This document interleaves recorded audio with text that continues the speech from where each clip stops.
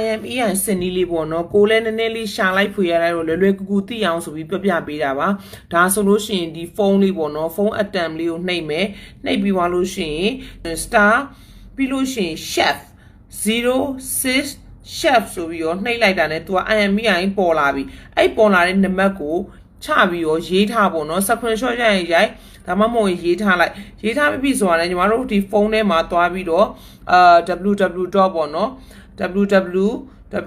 ပဲနှိပ်နေအခုဒီမှာနှိပ်လိုက်တာနဲ့ CEIR.government.mm ဆိုပြီးပေါ်လာတယ်ဒါလေးကိုနှိပ်ပေးမယ်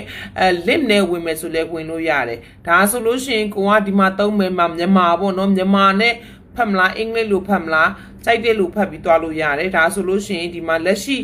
အခြေအနေကိုစစ်ဆေးရန်ဆိုပြီးတော့ IMEI အခြေအနေကိုစစ်ဆေးရန်ဆိုပြီးနှိပ်မယ်နှိပ်လိုက်လို့ရှိရင် IMEI နံပါတ်အားဖြည့်သွင်းမှာဆိုပြီးတော့ခုနကကိုရေးခဲ့တဲ့ဒါတော့ညီမစစ်ထားပြီးသားပြီးရင် I am not robot အဲ့ဒါလေးကိုနှိပ်လိုက်ပြီးဆိုတာ ਨੇ သူကခုနကကိုရွေးထားညီမလုပ်ပြီးသားဖြစ်နေတော့ကနန်းတွေက auto ပေါ်လာတာမဟုတ်ရင်ကိုအဲ့မှာခုနကမှတ်ထားတဲ့ဟာကိုရိုက်ထည့်ပြီးဆိုတာ ਨੇ သူကစစ်မဲဒါလက်ရှိအခြေအနေကို verify ဖြစ်မယ်လက်ရှိအခြေအနေကိုစစ်ဆေးပါနှိပ်လိုက်ပြီးဆိုတာ ਨੇ သူကဒါလက်ရှိအခြေအနေကိုစစ်ဆေးပေးမှာဖြစ်ပါတယ်ဒါအခုဆိုလို့ရှိရင်ကိုရိုက်ထားတဲ့ IMEI တခုခုကိုဒါပြန်နှိပ်မယ်ဒါလက်ရှိအခြေအနေကိုစစ်ဆေးပါအဲ့နေရာမှာကိုကအင်္ဂလိပ်လိုမျိုးဆိုလို့ရှိရင် check status ပေါ့နော် check status ကိုနှိပ်လိုက်မယ်ဆိုလို့ရှိရင်ဒီလိုမျိုးအမှန်စစ်3ခုပြတယ်ဆိုရင်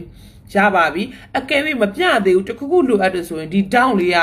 နေဆိုလို့ရှိရင်ဒီကဘာတန်းလေးကိုနှိပ်ပြီးတော့သူကဒီဝန်ဆောင်မိမိတို့အကြောင်းပေါ့နော်အဲ့ဒီမှာနှိပ်လိုက်လို့ရှိရင်သူရဲ့ဒီအောက်ဒီမှာ